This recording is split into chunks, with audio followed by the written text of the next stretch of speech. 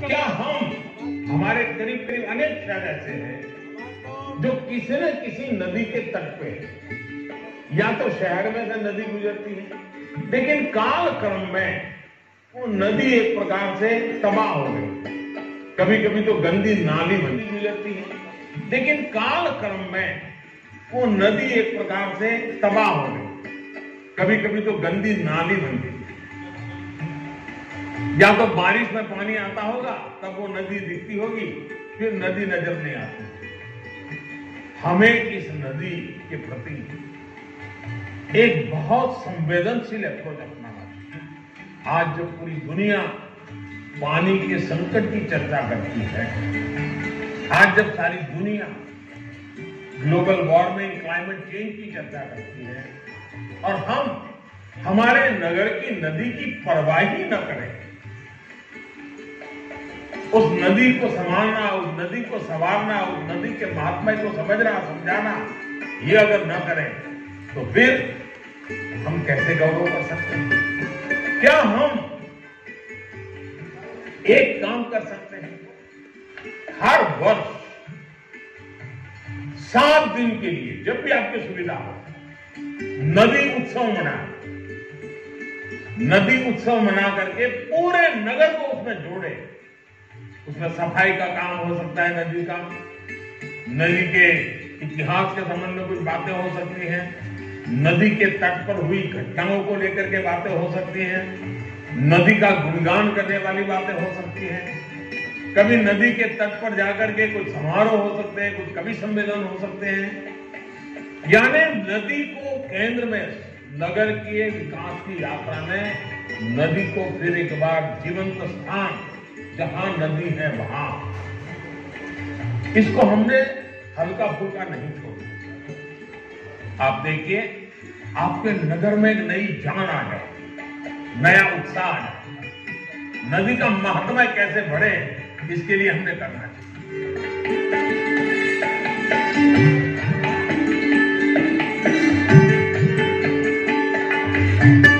Project आत्मनिर्भर के vice president है और ये बॉम्बे में रहते हैं। ये स्पेशली लेफ्ट में मेरे साथ संजय चतुर्वेदी हैं। आप में से मेरे एक्सट्रीम लेफ्ट में जो बैठे हुए हैं वो मेजर सीताराम है, जो एक वीरता संस्था है, वीरता the power of youth India. इनसे तकरीबन 1,70,000 यूथ इनके साथ जुड़ा हुआ है पूरे देश में, और इसमें अधिकतर जो है वो महिलाएं हैं, तकरीबन 60% इसमें फीमेल्स है। और ये एनसीसी के जो कैडेट्स होते हैं उनकी एक संस्था है, और इनके साथ में दिल्ली से आई हुई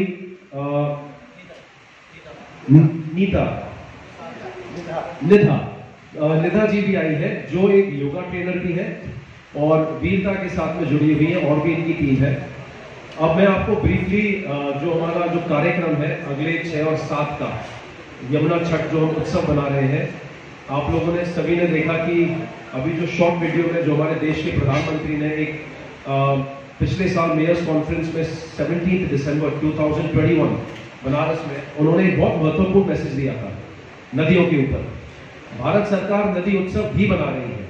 एक मिनिस्ट्री ऑफ जल शक्ति का शायद एक वेब पेज भी है जिस पर उसको ये प्रकाशित किया जाता है। नर्मदा की, गंगा की, सब हर प्रकार के नदी उत्सव बन रहे हैं। अभी दिल्ली में रिसेंटली किसी ने यमुनोत्सव बनाया था, कुछ संस्थाओं ने, 27 मार्च को। और क्योंकि मथुरा में यमुना का एक अलग ही महत्व है, यहाँ पर वो सिर्फ एक नदी नहीं है, माँ है और देवी है, मतलब एक तरीके से सब कुछ मथुरा की माँ यमुना ही है। तो मथुरा में अगर उसका उत्सव ना बने तो ये थोड़ा सा हमारे लिए गलत होता। हालांकि माथुर चतुर्वेद परिषद जो एक संस्था है, यहाँ पर और भी कुछ संस्था है 3-4 मथुरा में लोकल, जो एक अलग अलग रूप से करती रहती है अपने प्रोग्राम। लेकिन हमने अपनी बार ये सोचा कि क्यों ना एक महानदी और महा उत्सव के रूप में माँ यमुना का यमुना छठ जो प्राकट उत्सव कहा जाता है, कात्यायनी के दिन पर जो चैत्र नवरात्रि का 6ठा दिन होता है, तो उस पर क्यों ना मनाया जाए। इसको नेक्स्ट पेज पर चले जाओ प्लीज।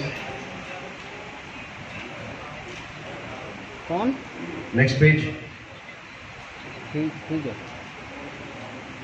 इसमें मैं बस आप लोगों को ये बताना चाहता हूँ कि ये जो मेन, क्योंकि एक तरीके का पूरा का पूरा पब्लिक इवेंट नहीं है, ये मोस्टली उन लोगों के लिए इवेंट है जहाँ पर हम लोग 5 राज्यों में, जब हमने पिछली साल अपनी पदयात्रा की थी, तो उस पदयात्रा के दौरान हमें जो जो लोग मिले, जो जो संस्थाएं ने हमारी मदद की, तो 5 राज्यों के लगभग 700 से 800 लोग इस साल इसमें सम्मिलित हो रहे हैं।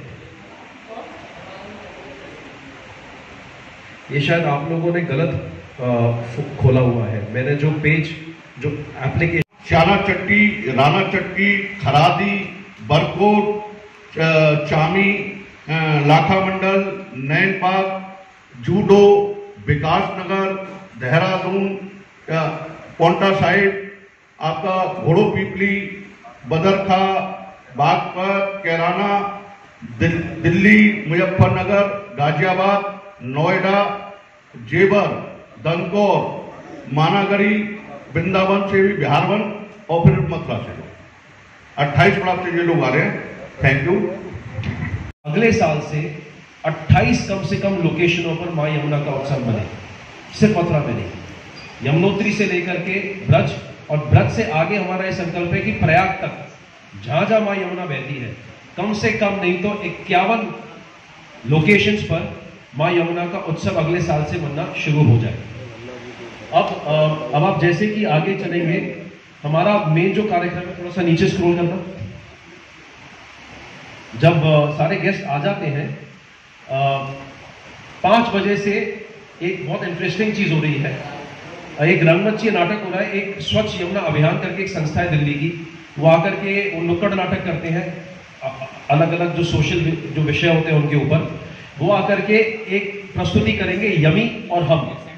तो यमी और हम का अर्थ ये है कि जो सूर्यपुत्री, जो तो कर्म और धर्म दोनों के फल, जो बेस्ट और जो सबसे बड़ा स्कूल है मैजिक स्कूल, उसके एक और वर्ल्ड फेमस, इनके कम से कम 80 से 90 देशों में इनके शोज हो चुके हैं।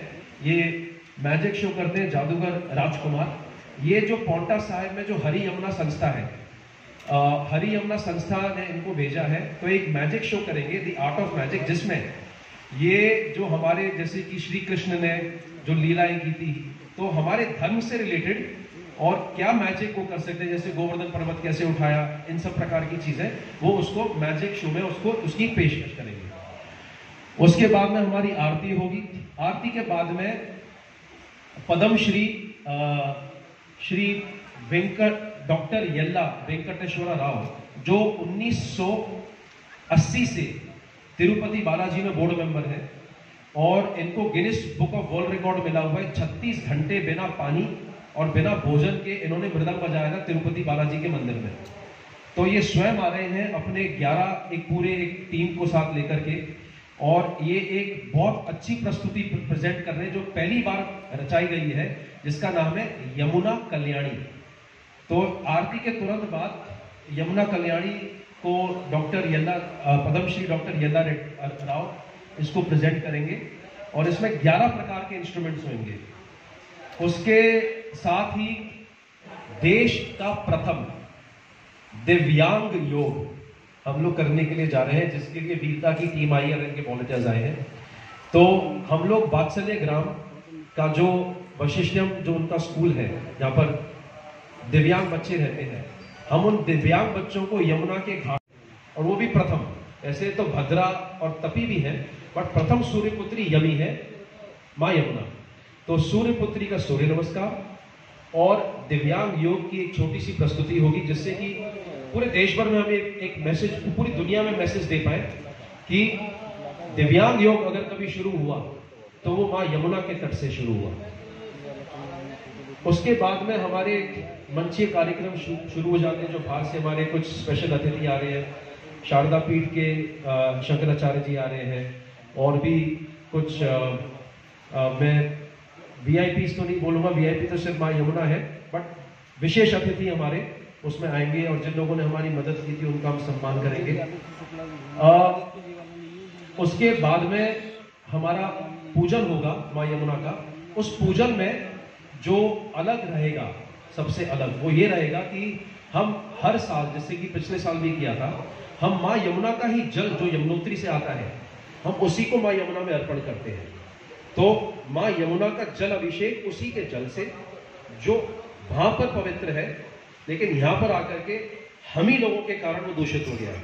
तो जिस तरह की एक स्टेम सेल थेरेपी होती है और किसी को एक ड्रिप लगती है, उसके बॉडी में पानी चाहिए होता है, इलेक्ट्रॉन चाहिए होता है, कुछ भी चाहिए होता है, ग्लूकोज चाहिए होती है, तो हम अपनी माँ को उसी का जल, उसकी उद्गम स्थल का, उसी से हम उसका अभिषेक करते हैं। और भी इसमें विभिन्न प्रकार की पूजन और अर्चना होती है जो शास्त्रों और उसके बाद में हमारी एक शाम को 4:30 बजे क्या होता है कि कई सालों से, मेरे हिसाब से 20-25 सालों से, कम से कम 40 सालों से एक शोभा यात्रा निकलती थी माँ यमुना की। तो हमने सोचा अब की बार क्यों ना इस शोभा यात्रा को एक समाज से हटा करके और उस पूरे ब्रिज की शोभा यात्रा बना दिया जाए।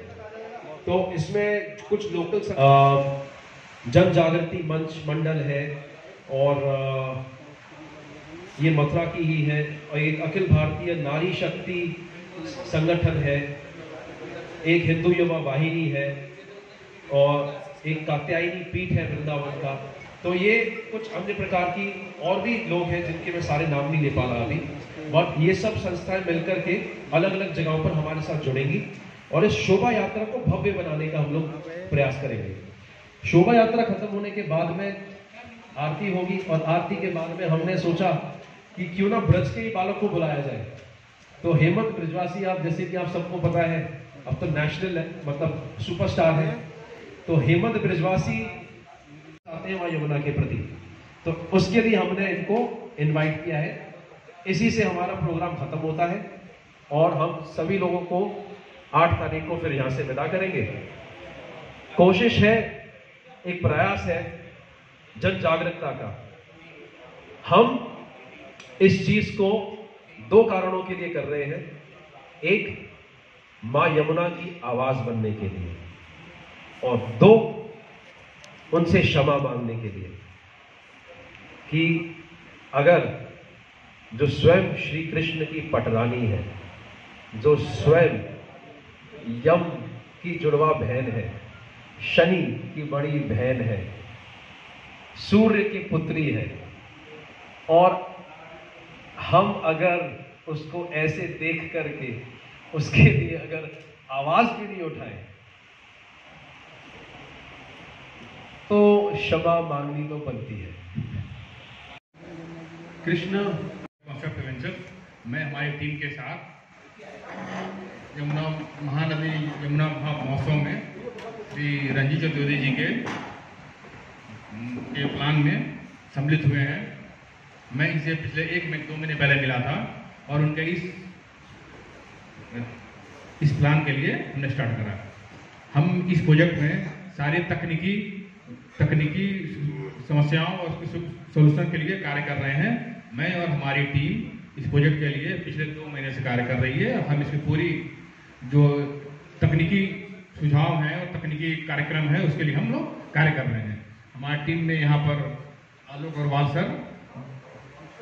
अग्रवाल सर जो कि इसी क्षेत्र से जुड़े हुए हैं और उनका 40 सालों से ज़्यादा का एक्सपीरियंस है इसी कार्यों के लिए, और ये खुद भी काफ़ी जुड़ाव महसूस करते हैं इस प्रोजेक्ट से और यमुना के लिए काफ़ी कार्य कर रहे हैं, माँ यमुना के लिए। दूसरा हमारे मित्र दीपक कुमार साहू हैं जो खुद IIT कानपुर के पास आउट। सेतु मतलब 2 चीजों को जोड़ने का कार्य, और सेतु किसने बनाया था उस समय पर? राम ने तो नहीं बनाया। सेतु उस समय पर जो उनकी सेना थी, बानर थे, जो उनके साथ में लोग थे, जबकि छोटे छोटे पशु मतलब गिलहरी तक ने इसमें योगदान दिया, तब जाकर के वो सेतु बना। तो इसलिए हमने आपसे कहा नेशन वाइड मूवमेंट बनना चाहिए, नहीं तो ये सेतु नहीं आएगा। तो इसमें हम 2 फेज में लाना का हमारा प्लान है, और ये कृष्ण कालिंदी सेतु जो इस जल को यमुनोत्री से फेज 2 में और फेज 1 में हथनी कुंड के आसपास से जो एरियाज है वो हमारी टेक्निकल टीम आपको समझाएगी, वहां से जल लाने का हमारा एक प्रयास है। नेक्स्ट पेज, ये प्रोजेक्ट के फेज है। मैं जस्ट रंजीत जी की बात में एक चीज और ऐड कर दूँ कि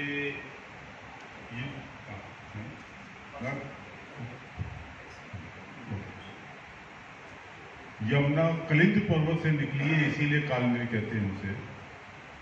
और मथुरा वो कृष्ण की भार्या है, तो मथुरा तो उसकी ससुराल या पिया का घर है, तो यहाँ पर तो उसे पवित्र स्थिति में आना ही चाहिए। आज की तारीख में आपका यमुना का जल निकलता है, हथनी कुंड बैराज से 2 कैनाल निकलती हैं, फिर दिल्ली से निकलती हैं, उसके बाद आपके पास जो जल पहुँचता है वो पवित्र यमुना का जल नहीं है। और इसीलिए आवश्यक है कि कालिंदी पर्वत से एक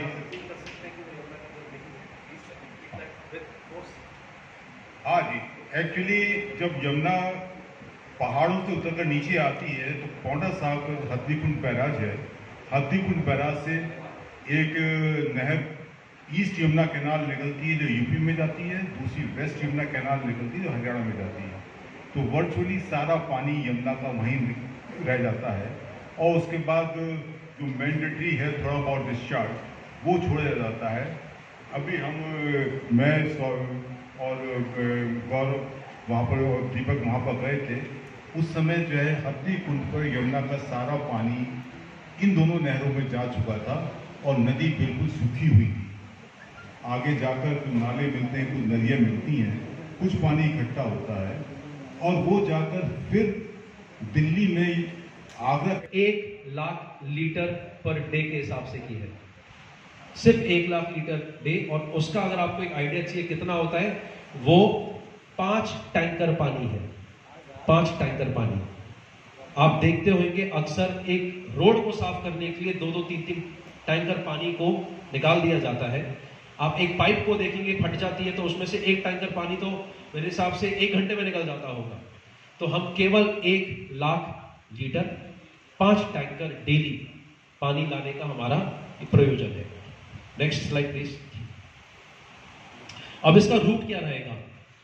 ये रूट जो इस टेक्निकल टीम ने बनाया है कि लाइफ सभी ठीक है और आमतौर पे जो वाटर सप्लाई सिस्टम्स हैं वो डक्टाइल आयरन्स के ही होते हैं। दूसरा एसडीपी पाइपलाइन है और तीसरा जीआरपी पाइपलाइन है। तो सबको देखने के बाद हम लोग को यही लगा कि डक्टाइल आयरन जो है इससे ही पानी की शुद्धता बरकरार है। ये थोड़ा सा एक्सपेंसिव है as compare to SDP and GRP, लेकिन पानी जल की शुद्धता इसी से इंश्योर की जा सकती है। कुछ जगहों पे जहाँ पर हमको रोड क्रॉसिंग या कैनाल क्रॉसिंग करनी पड़ेगी, वहाँ पर थोड़ी दूर के लिए हो सकता है हम जीआरपी पाइप का यूज़ करें। उसमें जीआरपी पाइप को हमको एक बड़े पाइप के अंदर में डाल के तब उसे डालना पड़ेगा। अच्छा, इतनी दूर से जब पानी आएगा तो पानी को अपने प्रेशर चाहिए और ये कुल मिलाकर 360 किलोमीटर लंबी है, तो बीच बीच में हमें पंपिंग स्टेशन देनी पड़ेंगी जिससे पानी प्रेशर रहे।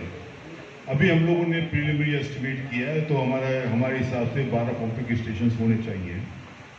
तो हर पंपिंग स्टेशन पर सम्स बनेंगे, एक छोटा सा पंपिंग स्टेशन बनेगा और वो पूरी गार्डेड और फेंस्ड होगा। इसके अलावा बीच में पाइपलाइन टूट भी सकती है, तो इसलिए हमने 2-3-4 जो है अंडरग्राउंड रिजर्वायर का भी वो किया है कि किसी वजह से बीच में पाइपलाइन डैमेज होती है तो 1-2 दिन का हम पर भंडारण रहे वहाँ।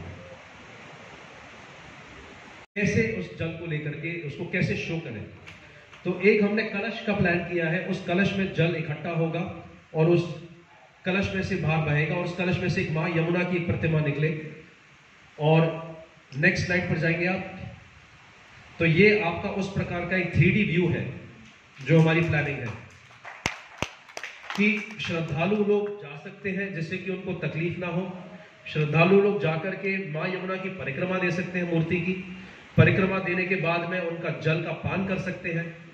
लोग अपने घरों पर जल लेकर के जा सकते हैं। आपको पता है यहाँ पर बाजारों में लुटियाँ मिलती है बहुत सारी, उन लुटियाओं को आप लेके जाइए, उनको भरिए यहाँ से और ये सब निःशुल्क है।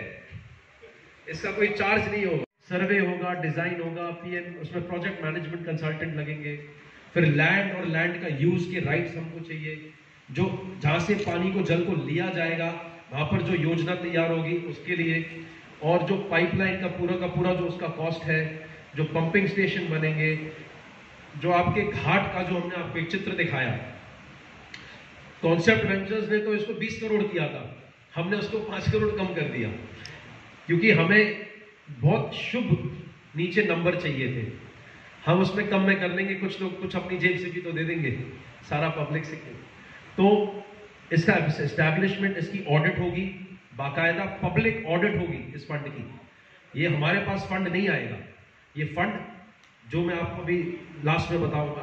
तो सब मिला मिलू करके फेज 1 का हमारा मानना है कि 121 करोड़ में ये योजना पूरी होती है, फेज 2 में 101 करोड़ में होती है, और टोटल जो इसका कॉस्ट आएगा वो है 222 करोड़। इसमें थोड़ी कंटिजेंसी भी है, बट हमारा ये प्रयास रहेगा कि 222 में ही हो जाए, ये बढ़े ना। Next slide please.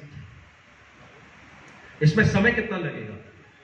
तो फेज 1 का जो प्री कंस्ट्रक्शन का जो फेज होता है, जिसमें डिजाइन, इंजीनियरिंग, सारे सरकारी अप्रूवल, पैसा रेज करना, क्योंकि इस मंच में जो भी है उसके पास में इतना धन नहीं है, इस हॉल में भी जो लोग हैं उनके पास भी इतना धन नहीं है, लेकिन जो संकल्प है